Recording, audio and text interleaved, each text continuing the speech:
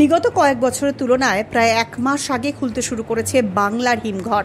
শুধু বাংলায় নয়, অগ্রিম হিমঘর খুলছে উত্তরপ্রদেশ, গুজরাট, পাঞ্জাবেও।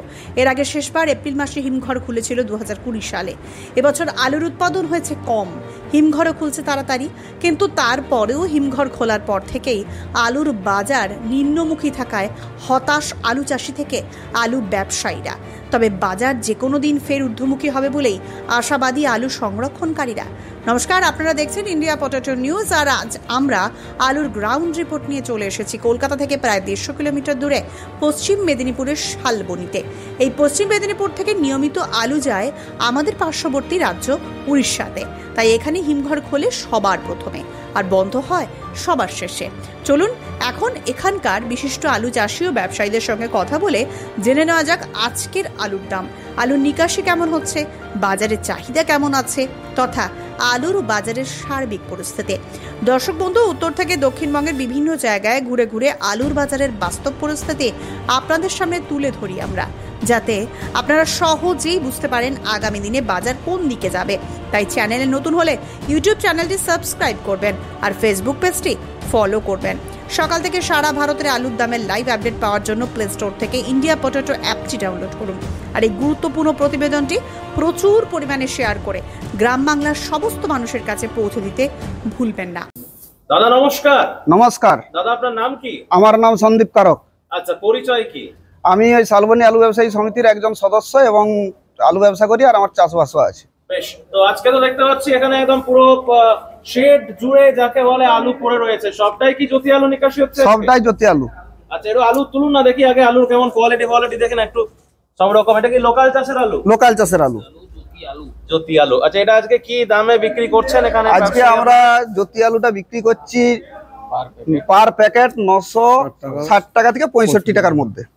বাজার কি একটু ঊর্ধ্বমুখী হলো না নিম্নমুখী? বাজার আজ একটু নিম্নমুখী আছে।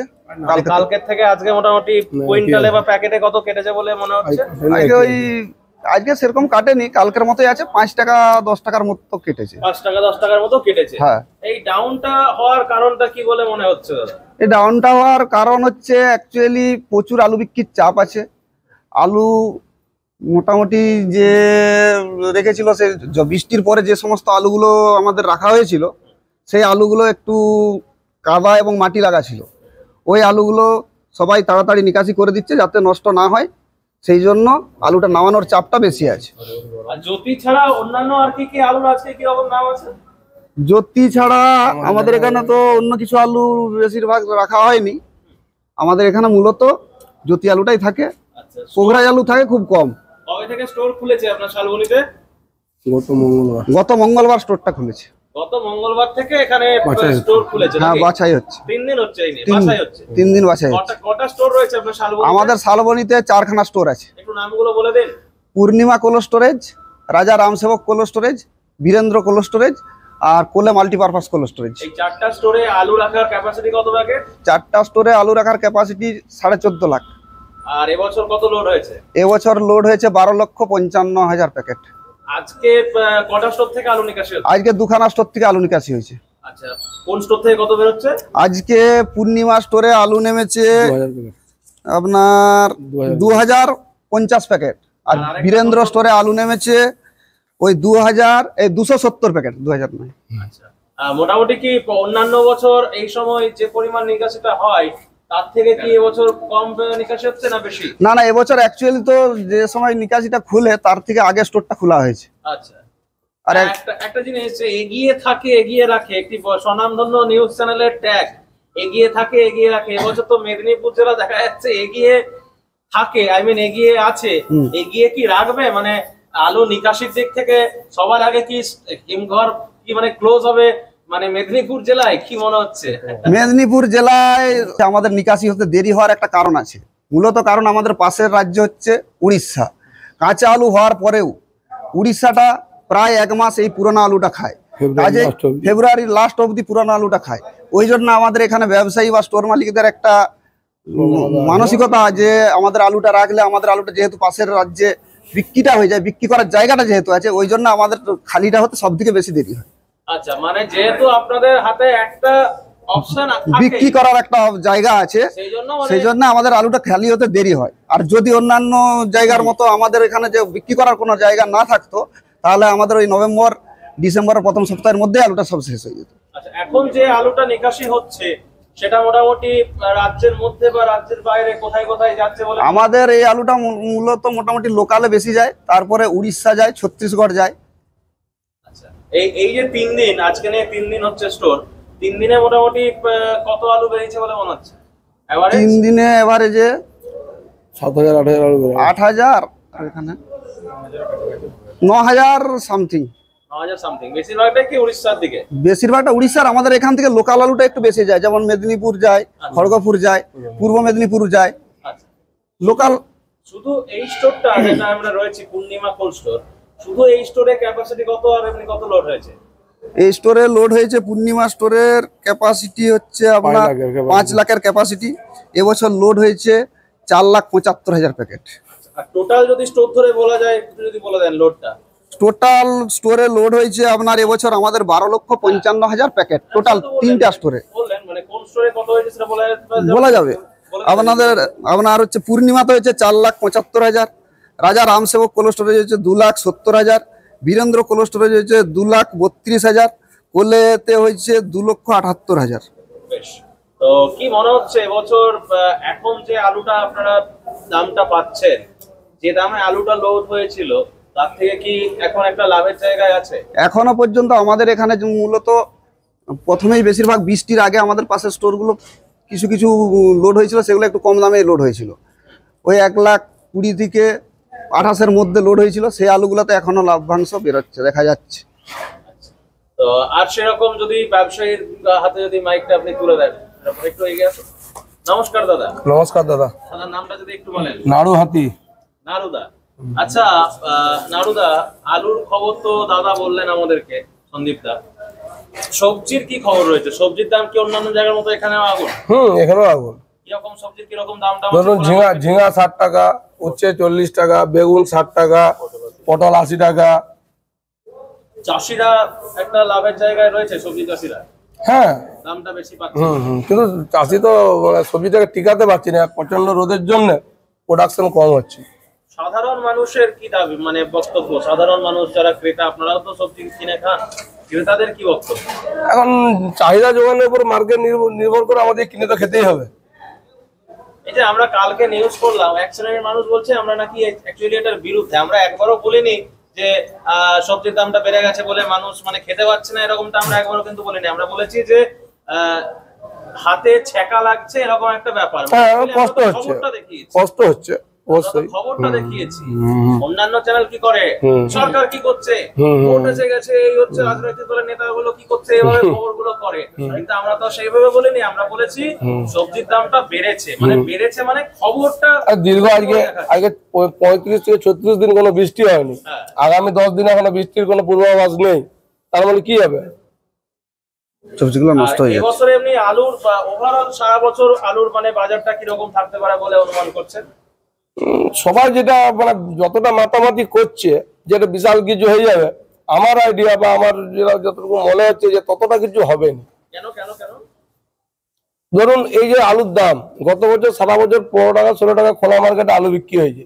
এবছর যখনই 25 টাকা 27 টাকা এখনই বিক্রি হচ্ছে, আলুটা যে 3 কেজি খেত সে কিন্তু 2 কেজি খাবে।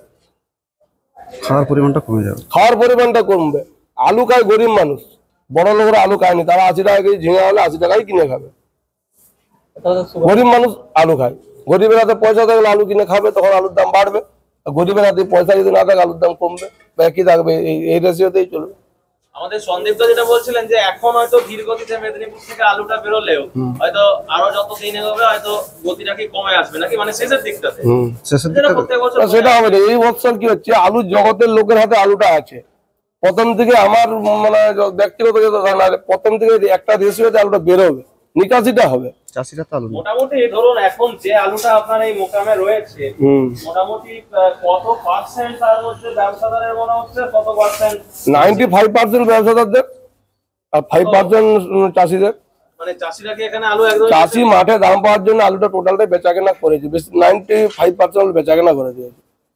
না মানে তাহলে তো ব্যবসায়ী আলুটা বেশি হলো কি করে, না তো চাষি আলুটা বেশি হলো। আমি বলছি চাষি মাঠ থেকে আলুটা বেচেছে না বেচেনি? চাষি আলুটা মাঠ থেকে বেচে দিয়েছে 1200, 1300, 1400 টাকা দামে। চাষি কম রেখেছে, চাষি কম রেখেছে আলু এবছর, ব্যবসাদারদের আছে। আচ্ছা সরি, বুঝতে আমার ভুল হয়েছে। তো কি বার্তা দেবেন তাহলে আমাদের দর্শক বন্ধুদের উদ্দেশ্যে আপনার এই মোকামের পক্ষ থেকে আলুর দাম নিয়ে বা এবছরের আলুর পরিস্থিতি নিয়ে? আলু প্রথম থেকে প্রতি মাস ধরে আলু না বিক্রি করলে লাস্টে ডিসেম্বর জানুয়ারিতে দেখবেন আবার 20,000 টাকায় বন বিক্রি হবে। প্রথম থেকে যদি আলু লোক না বেচা কেনা করে, একটা ধাপে ধাপে মার্কেট লক্ষ্য করে ধাপে ধাপে বিক্রি করার জন্য আমি আবেদন জানাচ্ছি, যে নিজের চিন্তায়। আচ্ছা, আর শুধু চাষি আছেন এরকম কেউ রয়েছে, মানে ব্যবসাদার নয়, শুধু চাষি? আমি চাষি চাষি। নমস্কার দাদা। নমস্কার দাদা, নামটা যদি একটু বলেন। মৃত্যুঞ্জয় পাল। বাড়ি কোথায়? বাড়ি নরসিংহপুর, হ্যাঁ শালবনী থানা, নরসিংহপুর, কাশিপাড়া 9 নম্বর অঞ্চল। আচ্ছা, মোটামুটি এবছর কতটা পরিমাণ আলু চাষ করেছিলেন আর সেই অনুপাতে কিরকম ফলনটা পেয়েছেন? চাষ করেছিলাম 2 বিঘা, তো ফলন পেয়েছি বলতে এবছর তো বৃষ্টি হওয়ার জন্য নামি করে লাগানো হয়েছিল, 5 প্যাকেট করে ফলন হয়েছিল, খুব যত্ন সহকারে আর কতটা রেখেছেন আর কতটা বেচেছেন? না, আলু 100 প্যাকেট আছে, বাকি বিক্রি করে দিয়েছি। লাভ হয়েছিল? হ্যাঁ লাভ হয়েছিল। মোটামুটি কিরকম খরচা হয়েছিল?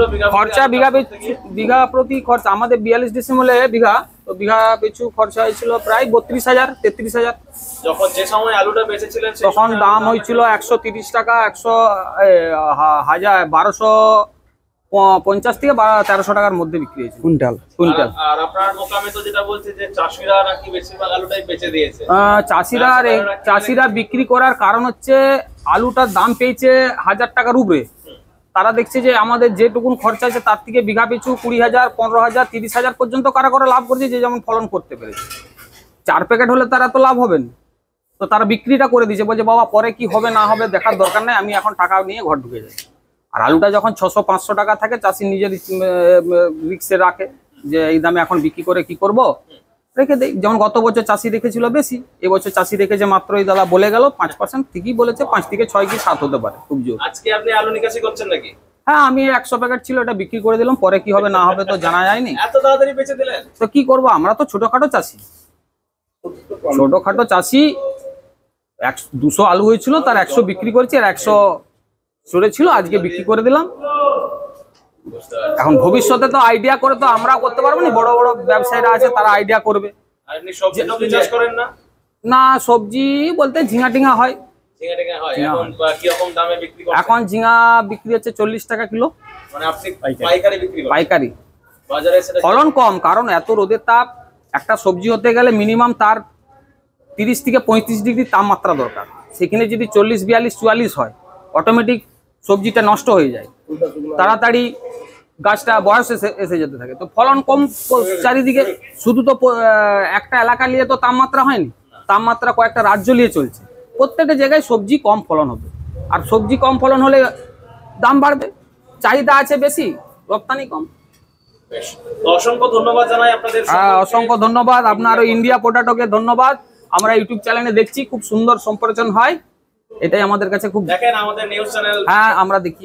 আমরা চা দোকানে আড্ডা মারতে মারতে এইসব ইউটিউব খুলে দেখি কোথায় কি হচ্ছে। আরামবাগের খবর পাচ্ছি, কালকে বিষ্ণুপুরের খবর পাচ্ছি, পরশুদিন দার্জিলিং এর খবর পাচ্ছি, চারদিকে গোটা পশ্চিমবাংলা মিলে খবর পাচ্ছি। ইউপি, হ্যাঁ ইউপির গ্রাউন্ড রিপোর্টটা দেখে। হ্যাঁ, সব দেখি, আমরা দেখি এবং দেখে টুকটাক আইডিয়া করি, হ্যাঁ এইটা হচ্ছে সেটা হচ্ছে।